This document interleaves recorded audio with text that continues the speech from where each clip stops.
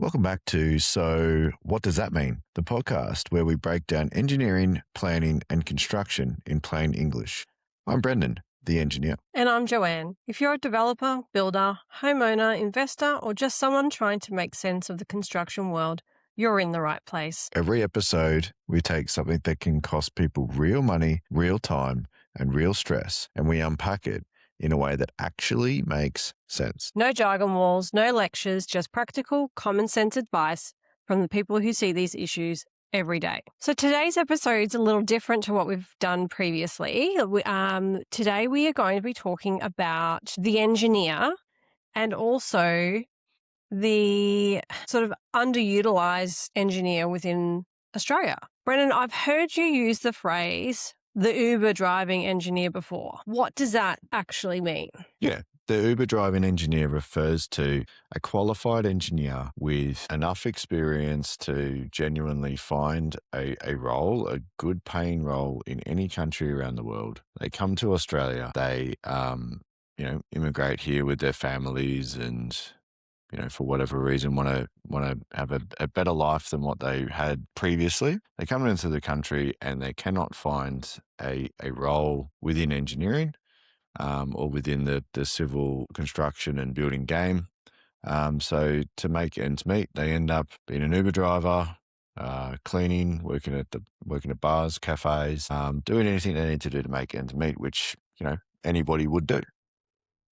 Okay, so how do we bridge this gap of where Australia's really struggling for qualified resources, and then we have qualified resources within the country, but they're not landing the roles? What's missing the mark? Is it employers not wanting a international engineer, or is it the engineer not understanding the Australian market? Like where's the gap? Yeah, well, you've hit the nail on the head. There is definitely a disconnect, but there's a multifaceted disconnect is what I would say. So there's a disconnect between the employer and the migrant engineer seeking employment, to the extent that a migrant engineer might write, 5 pages of amazing experience on their CV, and an employer is looking at that and going, what does this all mean? It's great that you've worked on, this project, this damn wall or this airport or whatever it might be. But,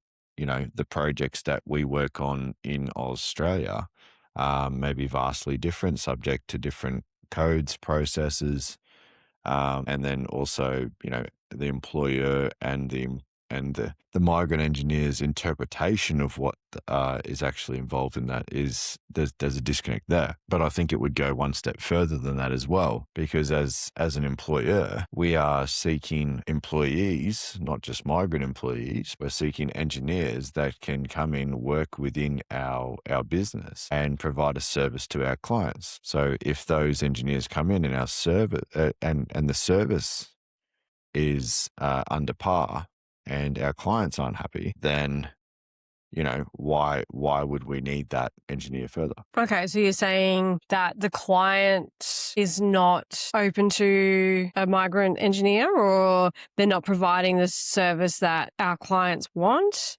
Or yeah, well, sometimes there's a misconceived perception that maybe from a client's perspective, they believe that they might get a less of a service from a migrant engineer than they would from an Australian-born engineer. And that might just be the perception side of things. But then other times, genuinely, there is a disconnect where the migrant engineer may be providing something that they believe is correct, but it's not exactly what the client was after. So, and, when you've got a bad experience, you've got one bad experience before that lives in the forefront of your mind. So you think the next time that you run into the same sort of experience, you don't want to go down the same path. okay, so if the demand is so obvious for engineers, like why aren't they getting hired? Well, I think mainly that disconnect. And I think migrant engineers that we see through the candidate recruitment process, we can genuinely see how they come across on paper. And when they come across on paper from the perspective of, an Australian born employer, I can definitely see that they are not selling themselves in the way that they could sell themselves to benefit the employer. It's more like, this is my experience. This is what I've done. Look how amazing I am outside of Australia. Yeah. But you're going to be performing a role within Australia to Australian clients, to Australian legislation, Australian codes.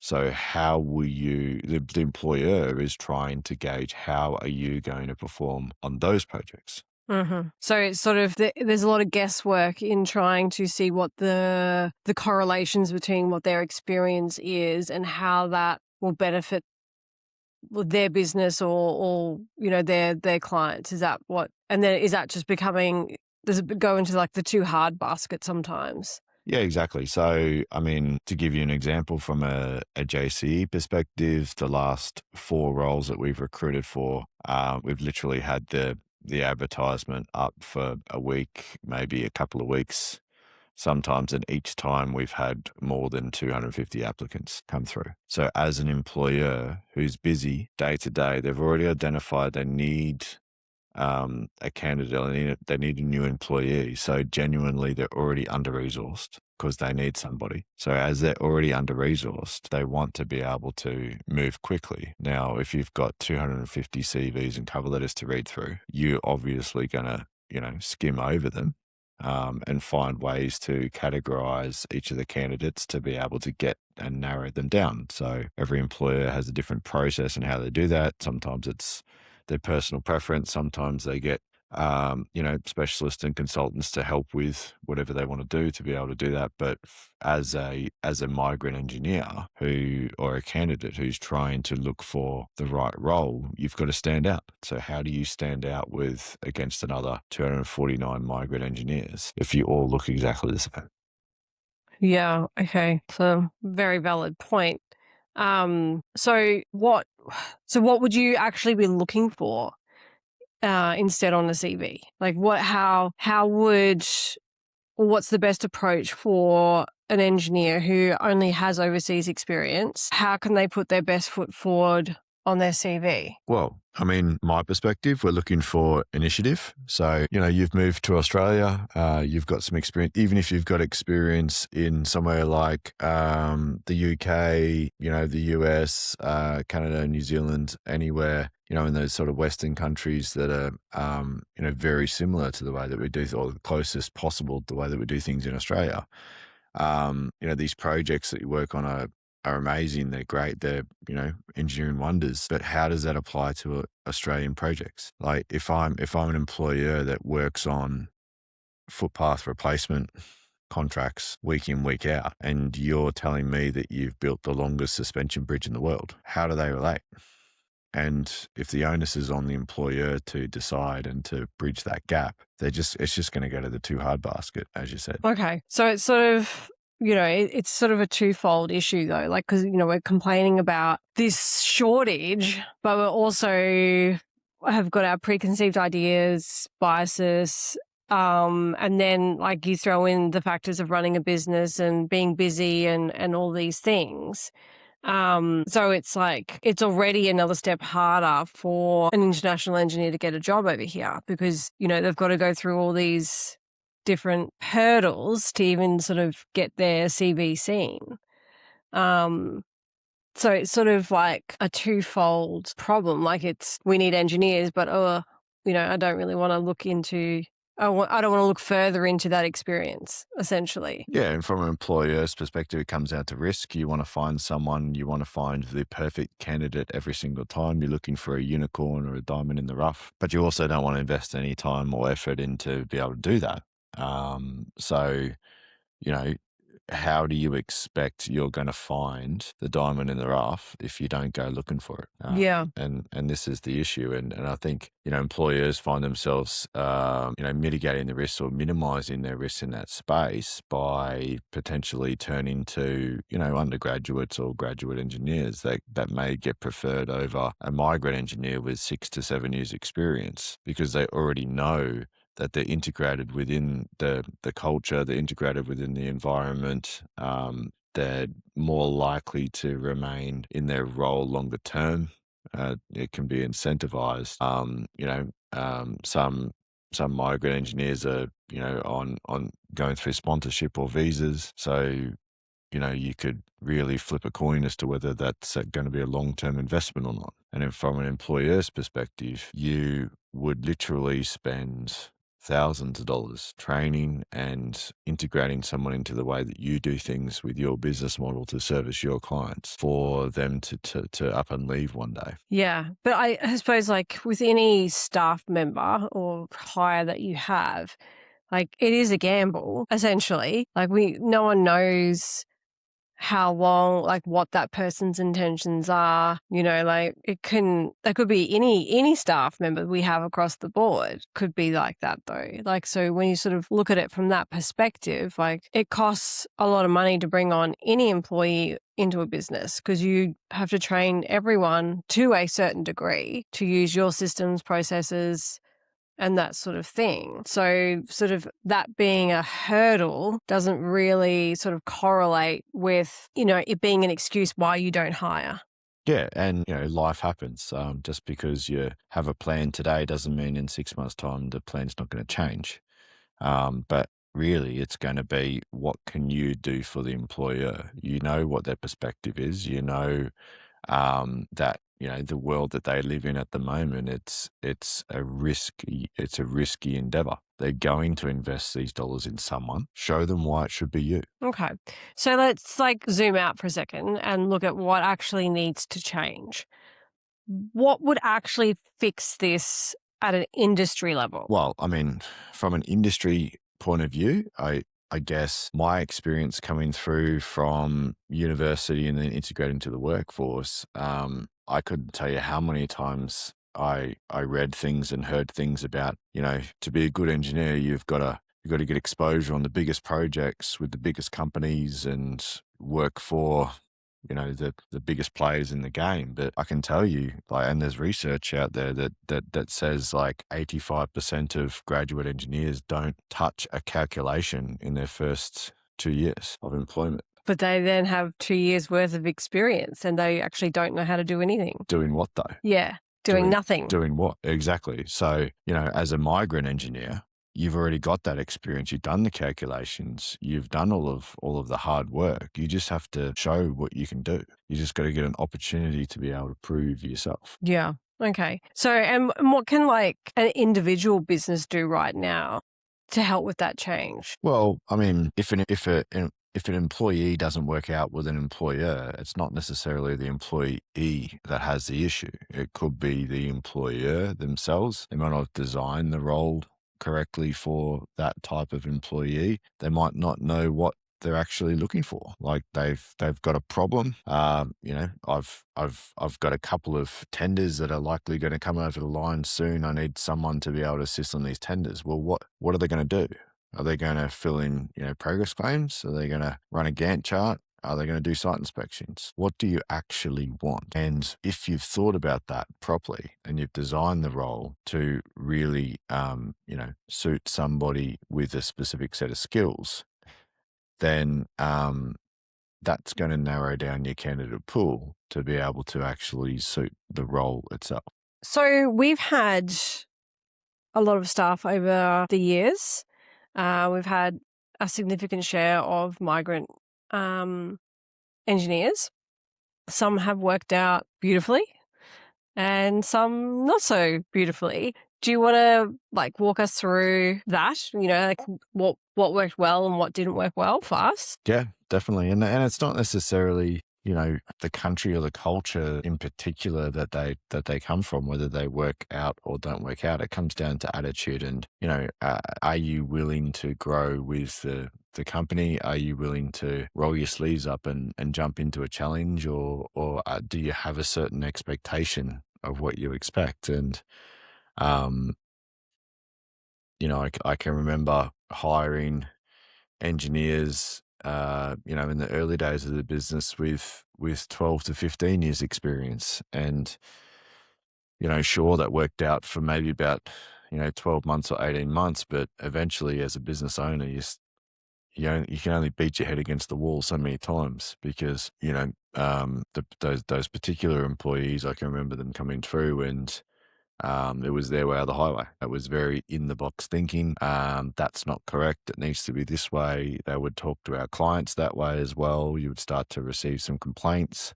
You would then have to mediate between the person you've already brought on, and at that stage of our business, a rather large salary to bring them on because you want to pay them what they're worth. So you bring them on and give them an opportunity, but then you have to bridge the gap between, client satisfaction and, keeping them satisfied as well to be able to then produce a result for you. So, your patience as an employer only goes so far. But then, we've had migrant engineers with less than 6 months of experience internationally that have lasted years with us. And their attitude towards things is always, okay, great. Well, that didn't work out. So let's figure out how we can do it better for the next time, because there will always be a next time. And yeah, then there's others who are, sort of middle of the road with 2-3 years experience. And some have just flopped and some have lasted years. But it really depends on what does the the candidate require from the employer, and the team that they're working with, and what does the employer and their team require from them. So if their understanding is clear, it really minimizes and mitigates that risk of misalignment, which then means that your relationship's going to be there for a while. Mm. And, I think we've said this many a time, attitude, 100% over skill any day, a lot of the time. Because you can teach people most things, but if you don't have the right attitude, it's never going to work.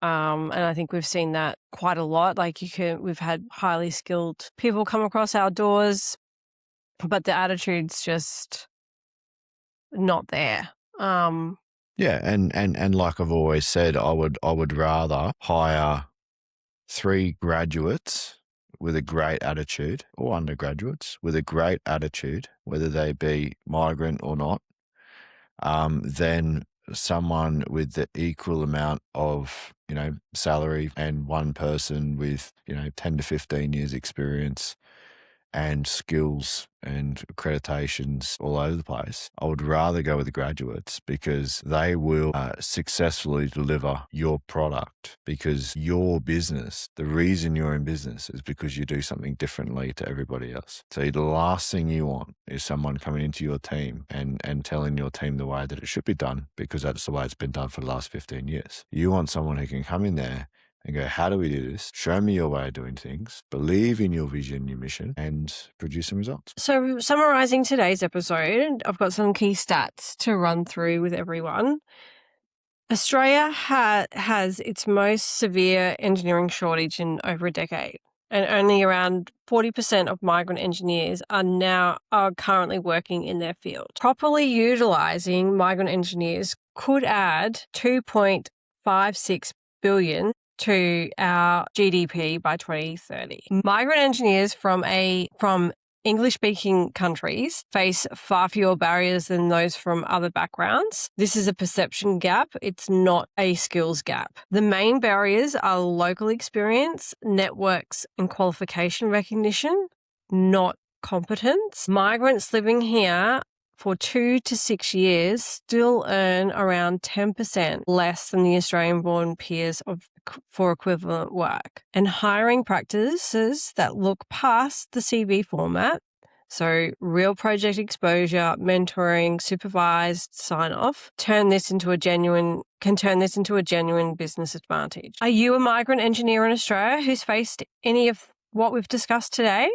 Or are you a business owner who's hired one and seen the value firsthand? Tell us on YouTube or through JCE. This is genuinely a fixable problem, and hearing both sides helps other people push past it. The shortage is real, the waste is also real, and right now we're choosing the waste. Qualified engineer driving a rideshare car isn't a personal failure. It's over 100,000 small, avoidable decisions stacking up into a genuinely bad outcome for the whole country. If this episode changed how you think about a migrant engineer's resume, share it with someone who hires. Subscribe on YouTube, follow us on Spotify, and connect with us on LinkedIn. And as always, if you've got a topic, a question, or a building headache you want us to unpack, send it through to JCE.